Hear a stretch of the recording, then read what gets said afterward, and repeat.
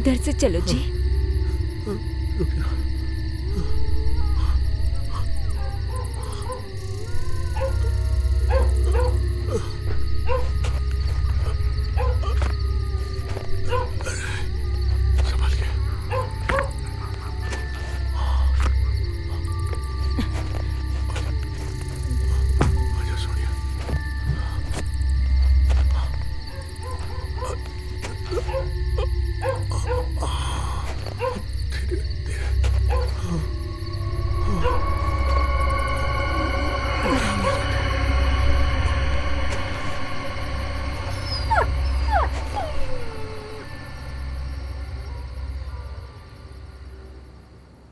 आप सोच रहे होंगे ये कौन लोग हैं जो इस प्रकार आधी रात को सुनसान जंगल में से होकर भागे चले जा रहे हैं। आखिर इनके पीछे कौन लगा हुआ है जिससे डर कर ये लोग भागे चले जा रहे हैं? ये सब बातें जानने के लिए आपको एक कहानी सुननी होगी। कहानी है कौन सी जमीन अपनी। अमेरिका में रहने वाली हिंदी की प्रसिद्ध लेखिका सुधा ओम ढींगरा द्वारा लिखी गई है। तो आइए चलते हैं इस कहानी के सफर पर।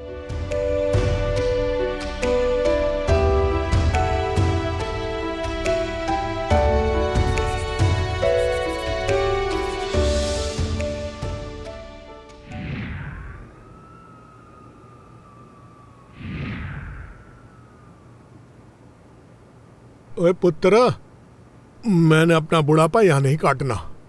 मुझे तो पंजाब के खेतों में अपनी आखिरी सांसें लेनी है। Enough is enough. आप लोग अपने लिए कुछ भी नहीं सहज रहे हो। बस पिंडविच जमीनों पे जमीनें खरीदते जा रहे हैं। ओए पुत्रा, तूने और तेरी बहन ने मेरा सर गर्व से ऊंचा कर दिता है। अमेरिका में मेरी मेहनत सफल कर दिता है। डॉक्टर बन गया है और तेरी बहन वकील। और मुझे की चाहिए था? बट पापा जी लिसन, आप अपने और बेबे के लिए घर क्यों नहीं बनवा लेते? सारी उम्र तो ये 2 बेडरूम वाले टाउन हाउस में गुजार दी। कल को हमारी शादी होगी, हमारे बच्चे होंगे, आप लोगों से मिलने आएंगे तो वो कहां खेलेंगे? आपको तो बस इंडिया से कॉल आया नहीं कि चेक भरकर भेज दिया उनको। ओए पुत्र, मैं पंजाब के खेतों में एक बड़ा सा बंगला बनवाऊंगा। और जब हम यहाँ आएंगे तो तेरे पास या तेरी बहन के पास रहेंगे। और पुत्र, और फिर मैं किसी गैर को पैसे थोड़ी दे रहा हूँ, तेरे चाचा को ही तो भेज रहा हूँ ना। हा? पर पापा जी, आप किस चाचा की बात कर रहे हैं? किस चाचा की जो कॉल करके एक बारी भी आप लोग के हालचाल के बारे में नहीं पूछते? जब भी पैसों की जरूरत पड़ती है तुरंत कॉल कर लेते हैं। बेबे, ये नहीं बदलने वाले कभी। अरे पुत्र तो सुन तो सही। सिंह साहब, थोड़ा सा घर के खर्चों की तरफ भी ध्यान दीजिए। ठीक है, बच्चे स्कॉलरशिप में पढ़ रहे हैं, मगर उनके अपने भी तो खर्चे हैं। 4 कारों की किश्तें जा रही हैं। अरे क्या करेंगे इतनी जमीनें खरीद कर? अरे सुनिए, जाटों की पहचान जमीनों से होती है। ये पहचान कहीं तो खत्म हो। इतने सालों से आपके घर वाले इंडिया में जमीनें ही तो खरीद रहे हैं। कभी ये जमीन खरीद लो, कभी वो जमीन खरीद लो। पैसे का तो कोई हिसाब किताब है ही नहीं।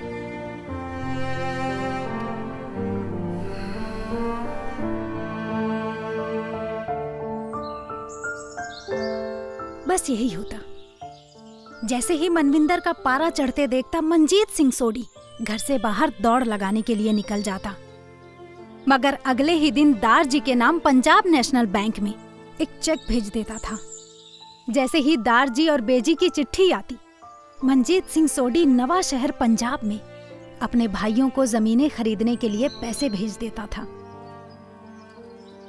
मनविंदर तड़प कर रह जाती, क्योंकि समझाने की सारी कोशिशें बेकार हो जाती थी। वो बेबस हो जाती थी, बस रोकर रह जाती थी। रोई तो वो तब भी थी जब 30 साल पहले मंजीत सिंह सोडी से शादी करके आई थी। हालांकि उसका पूरा परिवार अमेरिका में रहता था, फिर भी वो रोई थी। दादा दादी को छोड़ते समय मनविंदर के 2 भाई युबा सिटी कैलिफोर्निया के खेतों में काम करते थे। वे नाजायज तरीके से अमेरिका आए थे, लेकिन मैक्सिकन लड़कियों से शादी कर जायज हो गए थे, यानी ग्रीन कार्ड होल्डर। और 5 साल बाद अमेरिकन सिटीजन बनकर उन्होंने अपने पूरे परिवार को अमेरिका बुला लिया था। तब इमिग्रेशन के कायदे कानून इतने सख्त नहीं थे जितने अब हैं। 6 फुट लंबी, कसरती, सुगठित, गोरे सुंदर सिख मंजीत सिंह सोडी को दादा दादी ने ही तो पसंद किया था। माँ बाप और 2 छोटे भाई थे उसके। गरीब घर के लड़के को जानबूझकर पसंद किया गया था ताकि मनविंदर की कद्र हो सके। नौजवान मंजीत आंसू बहाता हुआ मनविंदर के साथ अमेरिका आ गया था। मंजीत ज्यादा पढ़ा लिखा नहीं था और मनविंदर बिल्कुल नहीं चाहती थी कि उसका पति उसके भाइयों की तरह खेतों में काम करे। इसलिए शादी से पहले ही अपने भाइयों को समझाकर बैंक में अग्रिम राशि डाउन पेमेंट के रूप में दिलवा दी थी और गैस स्टेशन का लोन लेकर कैरी यानी नॉर्थ कैरोलिना में गैस स्टेशन खरीद लिया। शादी के बाद वे सीधे भारत से कैरी ही तो आए थे। जब तक मंजीत को ग्रीन कार्ड नहीं मिला, मनविंदर उस गैस स्टेशन के बिजनेस में मुख्य भूमिका में रही। बाद में मंजीत उस गैस स्टेशन का मालिक हो गया। मनविंदर सिलाई कढ़ाई में माहिर थी। गैस स्टेशन मंजीत के हवाले करके उसने उसी समय अमेरिकी दुल्हनों के कपड़े सिलने की दुकान शुरू कर दी, जो बाद में वेडिंग गाउन बुटीक बन गया। बुटीक चल पड़ा और मनविंदर के साथ वहां 20 लोग काम करने लगे, जिनमें से कुछ भारतीय थे तो कुछ लोकल अमेरिकन थे। अपने आकर्षक व्यक्तित्व और मिलनसार स्वभाव के कारण मंजीत सिंह शहर के सब लोगों में लोकप्रिय हो गया। तब वहां गिने चुने ही भारतीय थे, अब तो चारों तरफ भारतीय ही नजर आते हैं। लोग उन्हें प्यार से वीर जी और मनविंदर को भाभी जी कहने लगे थे। तब से अब तक मंजीत का सिर्फ एक ही सपना रहा है कि चाहे कुछ भी हो, बुढ़ापा तो भारत में ही बिताना है। मंजीत के इस सपने के आगे मनविंदर मजबूर हो चुकी थी। उम्र के इस मुकाम पर वो भारत नहीं जाना चाहती थी। ये देश उसे अपना सा लगने लगा था। उसका पूरा परिवार यहाँ अमेरिका में फैला हुआ था। साथ साथ फले फूले वे दोस्त, सालों पहले बने वे रिश्ते समय के साथ और गहरे हो गए थे। सब कुछ छोड़कर जाना उसके लिए आसान नहीं था। ये रिश्ते जन्मों से मिले रिश्तों से कहीं गहरे हो चुके थे। जीवन की कड़कती धूप, बरसात और ठंडक ने उन्हें और पका दिया था। भारत के रिश्तों के लिए तो वे सिर्फ मेहमान बनकर रह गए थे, जो साल या 2 साल में उन्हें अपनेपन या रिश्तेदार होने का एहसास दिलाती थी। मंजीत आज भी 30 साल पुराने संबंधों में जी रहा था। समय के साथ भी रिश्तों को लेकर उसकी सोच में कोई परिवर्तन नहीं आया था। मंजीत को समझाना मनविंदर के लिए बहुत मुश्किल होता जा रहा था। वो हर समय तनाव में रहने लगी। बच्चों ने भी अपनी पसंद से शादियां करवा लीं। मनविंदर को लगा शायद अब मंजीत के स्वभाव में कुछ परिवर्तन आ जाए। घर में बहू और दामाद आ गए हैं, लेकिन मंजीत अपने आप को सभी जिम्मेदारियों से आजाद समझने लगा। सुखद कल्पनाओं और भारत लौटने की चाह में वो दिन गिनने लगा। अंततः वो दिन भी आ गया। मंजीत को गैस स्टेशन खरीदने वाला मिल ही गया। खरीदने वाली पार्टी ऐसी थी कि उसने उनका बुटीक भी खरीद लिया। बस अब जल्दी जल्दी घर का सारा सामान गैराज सेल में रखा गया। कुछ सामान बच्चे ले गए और जो नहीं बिका वियतनाम वेटरन्स वाले अपने ट्रक में उठाकर ले गए। अब मंजीत को अमेरिका में दिन काटने मुश्किल हो रहे थे और मनविंदर उदास परेशान रहने लगी। उसके सर में हमेशा दर्द रहने लगा। बात बात पे झगड़ना उसकी दिनचर्या हो गई थी। लेकिन मंजीत की दृढ़ता के आगे भारत जाने का वो खुलकर विरोध भी नहीं कर पा रही थी। बस चुपचाप शांत मशीन की तरह सारे काम किए जा रही थी।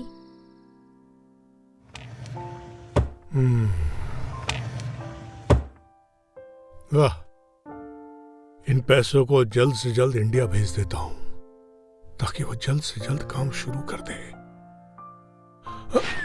खबरदार सरदार जी, अगर इन पैसों की तरफ देखा भी तो मैं कल ही बैंक में जाके इसकी सीडी करवा दूंगी। अरे अरे सुनिए, अरे मेरी बात तो सुन। अरे अरे सुनिए सुनिए सुनिए, इतना गुस्सा ठीक नहीं है। अब हमें अमेरिका थोड़ी वापस आना है, गए सो गए, फिर पलट कर क्या आना। अच्छा, बच्चों से मिलने नहीं आएंगे?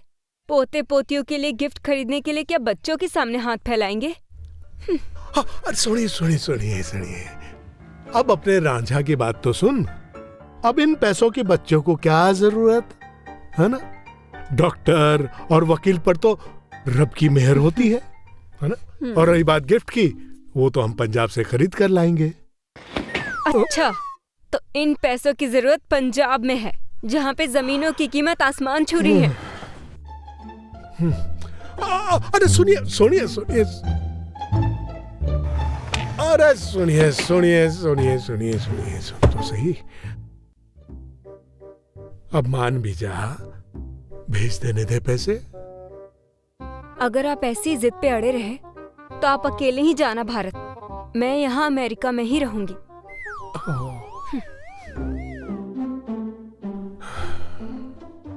ठीक है। मनविंदर के गुस्से को देखकर मंजीत ढीला पड़ गया। वो मनविंदर के स्वभाव के बारे में अच्छे से जानता था। वो जानता था कि मनविंदर कभी बिना कारण गुस्सा नहीं करती, और अगर उसने एक बार फैसला ले लिया तो उसे मनाना आसान भी नहीं। भारत लौटने के दिन गिनता हुआ मंजीत मन ही मन में पंजाब घूमता रहता। एक ओंकार सतनाम करता पुरख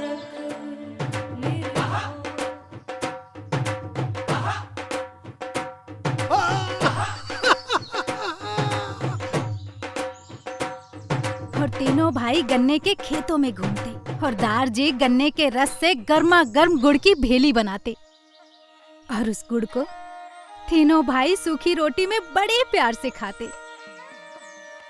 गुड़ में एक चम्मच देसी घी डलवाने के लिए मंजीत जिद करता। छोटे भाई बिलबिला कर पैर पटक पटक कर बेजी के आगे अपनी कटोरियां करते। ऐसे में बेजी बड़ी समझदारी से, बड़े प्यार से उन्हें सहलाती और समझाती, मंजीता मेरा जेठा पुत्र है, इसने वड्डा होके सानू सबनू संभालना है, इसलिए इसनू ताकत दी ज्यादा जरूरत है। और दोनों छोटों की कटोरी में आधा आधा चम्मच घी डाल देती। सरसों का साग और मकई की रोटी परोसते समय भी बेजी चाटी में हाथ डालकर मुट्ठी भर मक्खन मंजीत के साग पर डाल देती और लस्सी के छन्ने को भी मक्खन से भर देती। नींद में भी मंजीत गांव वाले घर पहुंच जाता। आधुनिक सुविधाओं वाला पक्का घर, ट्रैक्टर, घर में काम करने के लिए मजदूर और बेजी का बार बार मंजीत का माथा चूमना, छोटू का गले लगना और साथ सटकर बैठना, दारजी का अपनी सफेद दाढ़ी पर हाथ फेरते हुए गर्दन अकड़ा कर अपने दोस्तों को सुनाना, पुत्तर होवे ता मंजीते वर्गा, अमेरिका जाके भी यहाँ सानू नहीं भूलिया, सड्डा पेट भर गया पर यहाँ डॉलर बेचता नहीं थकिया। अरे जमीना जट्टा दा स्वाभिमान हुंदा है और मेरे पुत्र ने मेरा मान रखिया। सुबह मंजीत तरोताजा उठता और सारा दिन यही सोचकर खुश रहता कि इतना प्यार करने वाले परिवार में बुढ़ापा कितना बढ़िया गुजरेगा। यहाँ बेटा बेटी तो अपनी जिंदगी में व्यस्त हो गए हैं। कभी सोचता जमीनों के 2-4 टुकड़े बेचकर गांव का स्कूल ठीक करवा दूंगा। दीवारें काफी खराब हो गई हैं, काफी कमजोर हो गई हैं। कुछ कंप्यूटर भी ला दूंगा।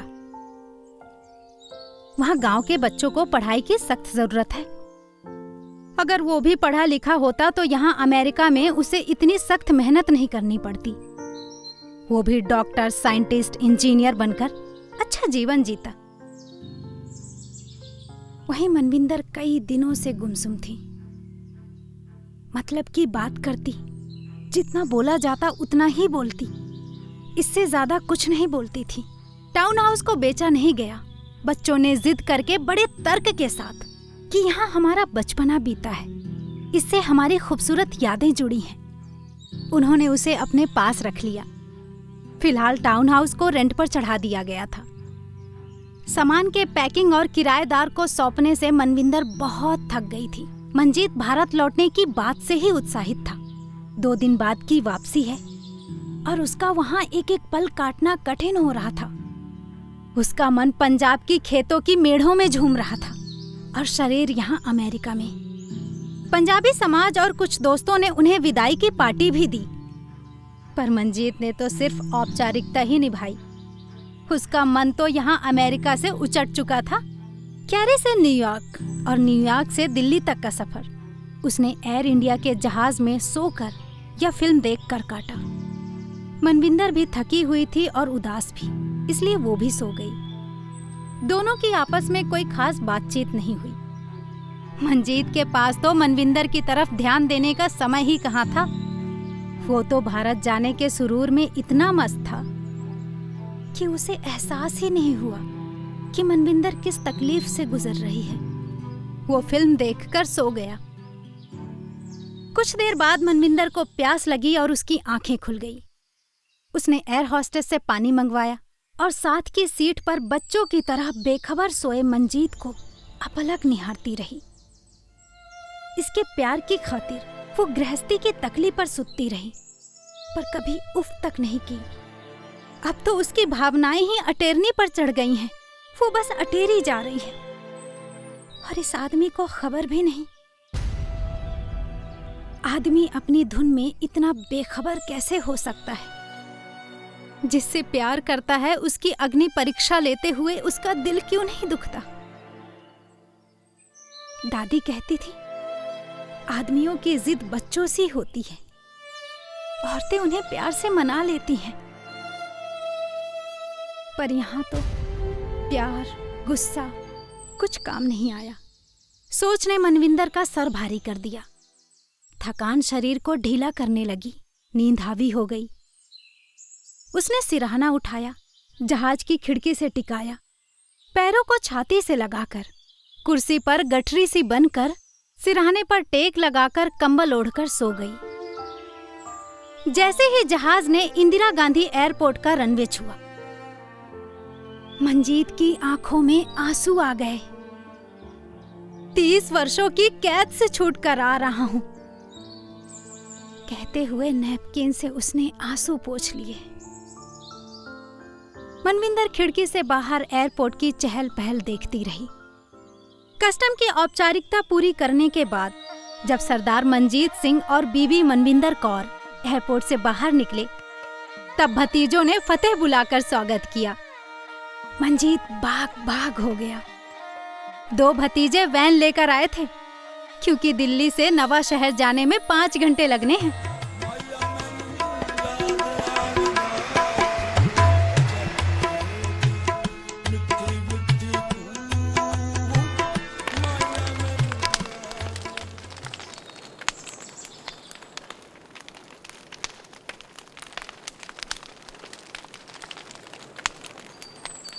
घर पहुंचती ही बेजी ने आशीर्वादों के साथ दोनों के माथे चूम लिए।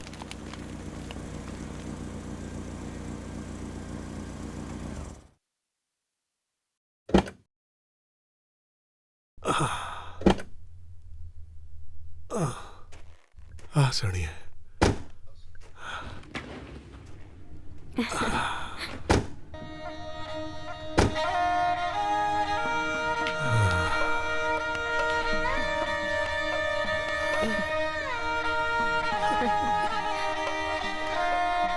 बिजी,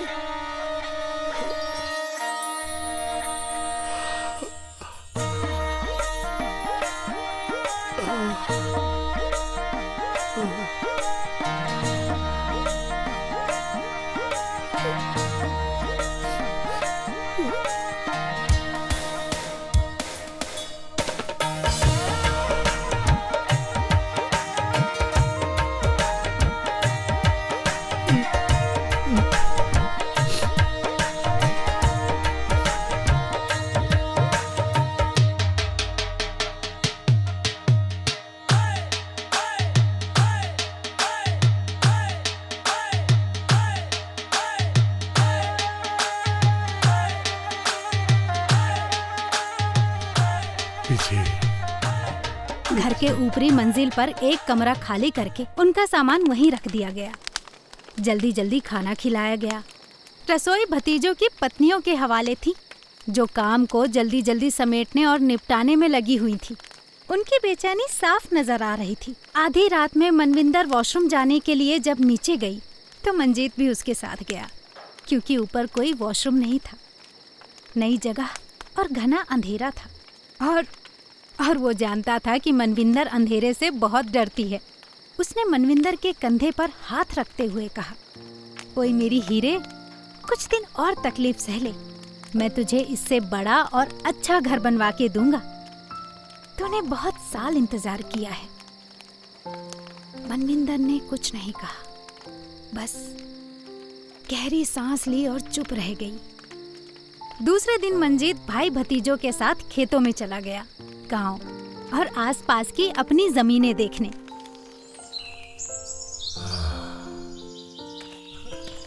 ये है अपने देश का सुख। पर ताया जी तो कहंदी सी भारत किन्ना भी तरक्की कर लेवे, इत्थे दी सड़कां कदी नहीं ठीक होंगी। ओ इत्थे पोल्यूशन बढ़ता ही जा रहा है। ओ पुत्र, अपने देश की धूल मिट्टी का सुख ही अलग है। 30 सालों में गोरों की धरती पर मिट्टी का ये सुख नहीं मिला। ताया जी, उत्थे बिल्कुल धूल नहीं होंदी, कैसे इतनी सफाई रख लेते हैं? ओए पुत्र, अमेरिका बड़ी प्लानिंग विच बना है। अरे बड़ी बड़ी इमारतें हैं, वो चौड़ी चौड़ी सड़कें हैं, और जो खाली जगह है उन्हें भी पेड़ और फूलों से भर देते हैं ताकि धूल न उड़े। पर ताया जी, सरकारी मरम्मता करते टाइम, बिल्डिंगा बनाते टाइम धूल और मिट्टियां तो उड़ती होंगी। अरे नहीं पुत्र नहीं, उनके काम करने का ढंग बहुत अलग है। एक बड़ा ट्रक सारा बिखरा सामान उठा के ले जाता है, और फिर दूसरा ट्रक पानी दे भरा हुआ बाकी सब सफाई कर जाता है। तुसी तो स्वर्ग विच रहंदे हो। अरे नहीं पुत्रा, स्वर्ग नहीं, नरक है।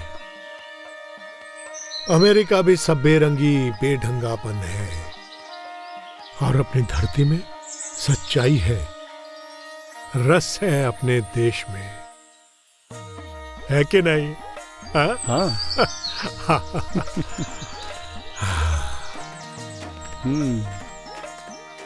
मनविंदर अपनी बहुओं के साथ रसोई में जाने लगी। बेजी ने टोका, रहन दे मन्नी, कुछ दिन ता आराम कर ले, करन दे इन्ना काम। बेजी प्यार से मनविंदर को मन्नी कहती थी। बेजी, मैं खाली नहीं बैठ सकती, साथ काम करवा देती हूँ, जल्दी निपट जाएगा, कहकर मनविंदर रसोई में चली गई। मनविंदर रसोई में गई तो एक एक करके सब बहुएं वहां से खिसक गईं। कोई कपड़े धोने के बहाने से तो कोई कपड़े सुखाने के बहाने से। मनविंदर अकेली ही रसोई में काम करती रही। उसे तो हर तरह के काम की आदत थी। अमेरिका में धोबी बावर्ची वो खुद ही तो थी। उसे हैरानी तो सिर्फ इस बात की हुई कि उसकी एक भी देवरानी उसका हाथ बटाने नहीं आई। एक सर में तेल लगाती रही तो दूजी बेजी की मालिश करती रही। सुबह के निकले आदमी जब दोपहर को थके हारे घर वापस आए तो मनविंदर ने बड़े प्यार से सबको खाना खिलाया।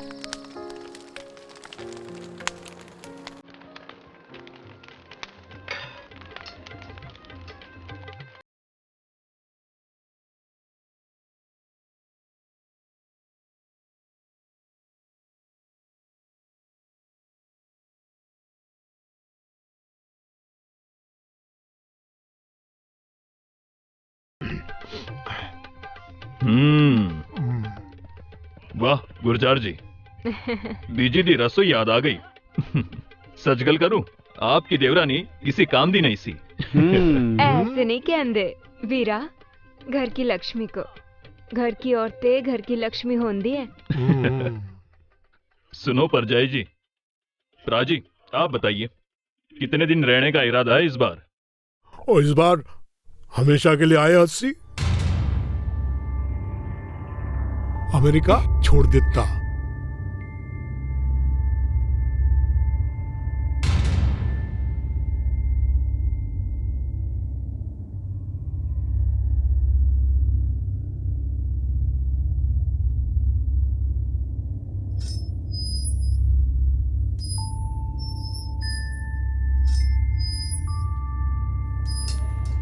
बच्चे तो अमेरिका में हैं, उनके बिना तू कैसे रहेगा? जी, हर साल उन्हानू मिलने जावेंगे और छुट्टी बेचे वो लोग हमसे मिलने आवेंगे। विजय, अमेरिका बीच रहते हुए भी हमारी आदत तो अड्डे लोगों के बीच ही रहती है, इसलिए हमने अमेरिका छोड़ दिया। 30 साल बाद? हाँ विजय, 30 साल बाद। अमेरिका नु कल्चर में अपना नहीं सका तो अनु की पता अमेरिका बीच मैंने कैसे कैसे दिन काटे। वो पिंड विच जमीन है ना, उस पे अपना हक जमाने आए हो। अरे हक कैसा सुखी, रुपया तो मैंने ही भेजा था ना। जमीन तो हम सबकी है। अरे एक टुकड़ा बेचकर घर बनवा लेंगे, फिर सब आराम नाल रहेंगे। मनविंदर, 30 साल पहले मेरा पुत्र मुझसे ले लिया, अब जमीन हड़पने आ गई। ये सब तू करवा रही है। मेरा पुत्र ऐसा नहीं था कंजरिए। आप ही ने तो कहा था बीजी कि संभाल मेरे पुत्र को, तेरे हवाले कितना। अमेरिका में इन्नू पक्का करा दे, डॉलरों से पिंड के पिंड अमीर हो गए हैं। इसकी कमाई हमारी भी गरीबी हटा देगी। गरीबी तो हट गई पर रिश्तों विच ठंडक पै गई। बात मत बना, मैं सब जानती हूँ। तू जमीन छीनने आई है कंजरिए। हम कुछ छीनने नहीं आए, आप लोगों के दिल में थोड़ी सी जगह चाहते हैं। सालों से आपकी नाम की माला जपने वाला आपका पुत्र आप लोगों के साथ रहना चाहता है।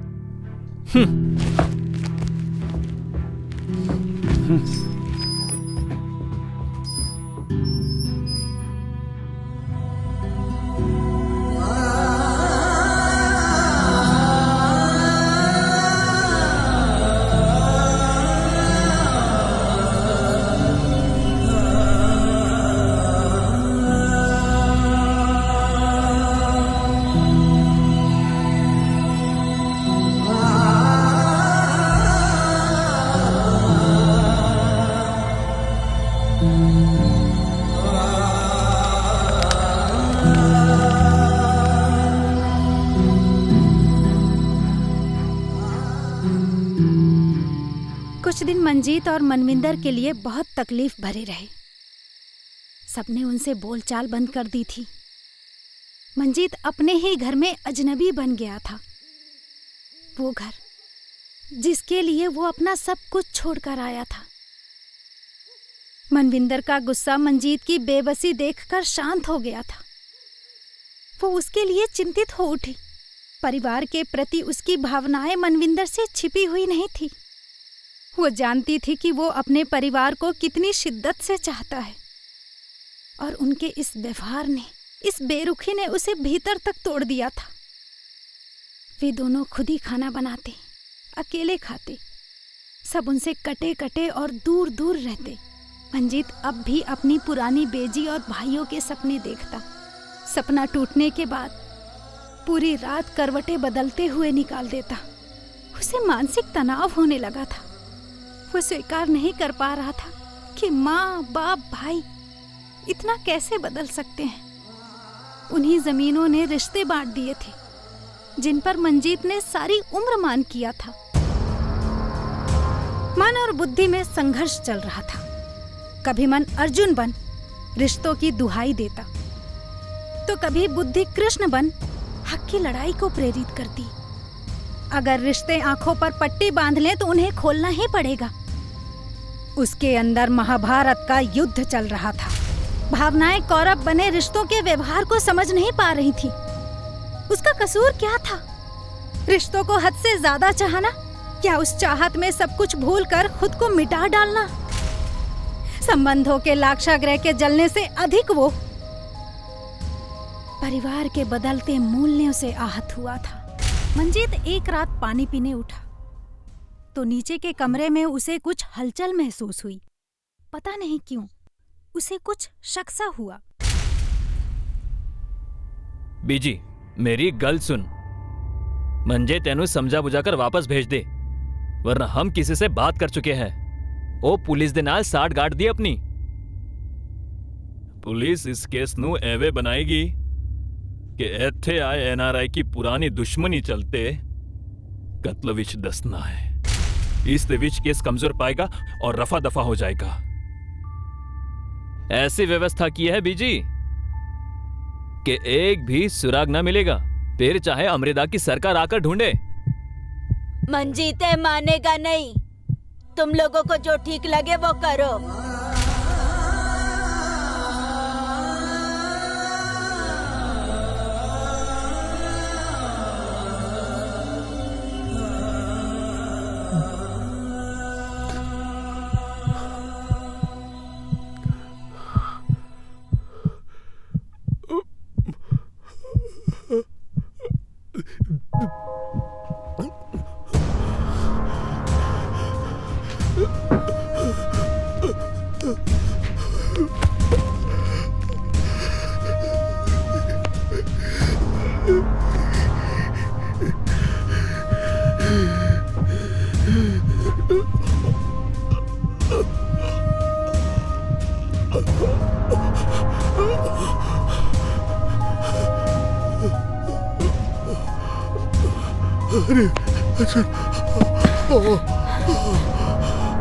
क्या हो गया?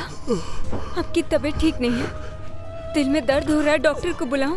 दर्द नहीं, दिल टूट गया है। क्या हो गया सरदार जी? अपनों ने तोड़ा है।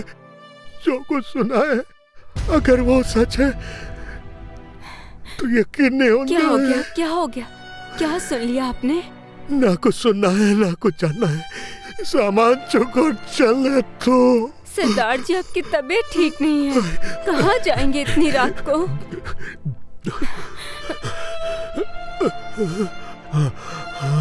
हमें रात को ही जाना है।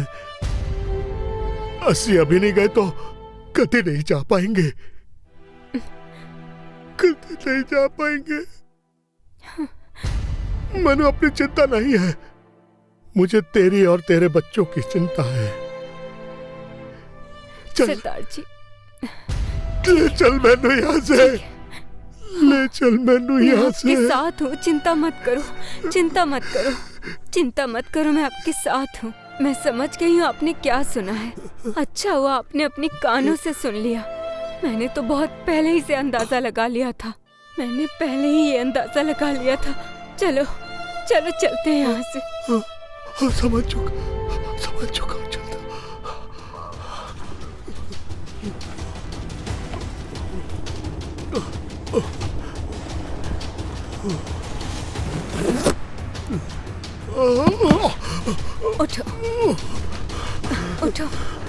उठो उठो उठो।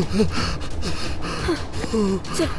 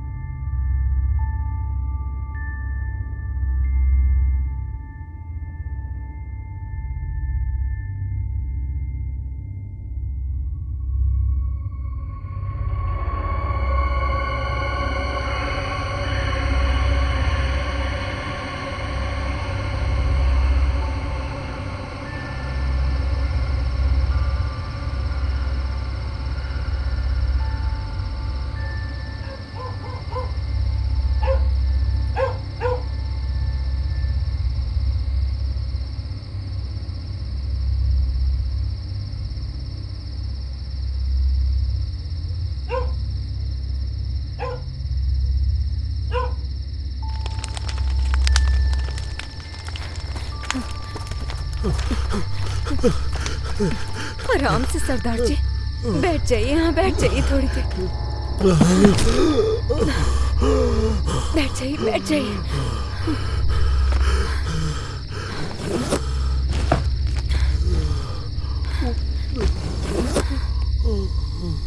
भैया थोड़ा सा पानी मिलेगा?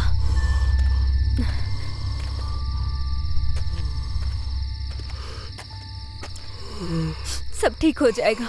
नॉर्मल हो जाओ आप, टेंशन मत लीजिए। कैसा लग रहा है अभी आपको? तबीयत तो ठीक है? ये थोड़ा पानी पी लीजिए, थोड़ा पानी पी लीजिए। पानी पानी पीजिए।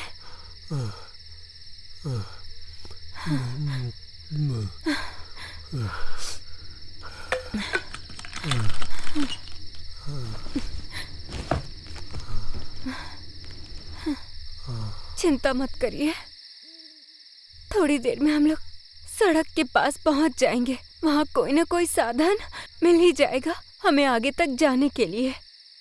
जरूरी कागज, सारे डॉक्यूमेंट्स, पासपोर्ट मैंने सब बैग में रख लिए हैं। जो छूट गया सो छूट गया। कपड़े लत्ते, जूते, चप्पल ਅਸੀਂ अमेरिका जाके फिर खरीद लावेंगे। चिंता ना कीजिए। जो छूट गया वो छूटना ही था। मैं ही नादान था जो अमेरिका से सब कुछ छोड़कर उनके लिए आ गया। तू मुझे समझाती रही और मैं कभी नहीं समझ पाया। सरदार जी, इतनी चिंता ना पालो। अब हम अपने बच्चों के पास जा रहे हैं ना, वही हमारी जिंदगी है। तेरी बातों को अनसुना कर मैंने हमेशा तुझे पराया समझा, पर से बस बात की ही बेचैनी है।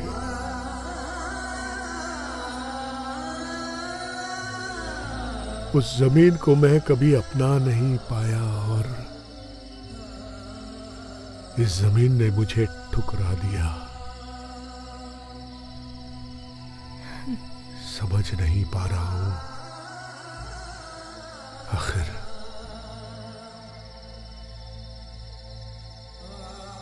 कौन सी जमीन अपनी है, कौन सी जमीन अपनी। उठो उठो, चलो चलिए।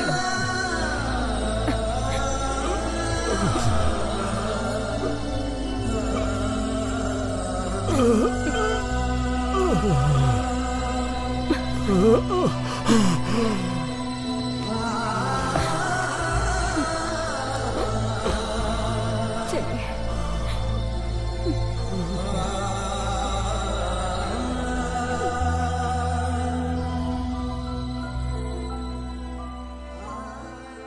आप भी उदास है ना मेरी तरह? आपको भी मंजीत का ये सवाल बेचैन कर रहा है ना कि कौन सी जमीन अपनी? आप भी तलाशिए इस प्रश्न का उत्तर। यह थी हिंदी की चर्चित लेखिका सुधा ओम ढींगरा की कहानी, कौन सी जमीन अपनी। अब मैं चलती हूँ, आपसे जल्द ही मिलूंगी किसी दूसरी कहानी के साथ और ले चलूंगी आपको उस कहानी के सफर पर। तब तक के लिए मैं सोनी पटेल आपसे इजाजत लेती हूँ। नमस्कार।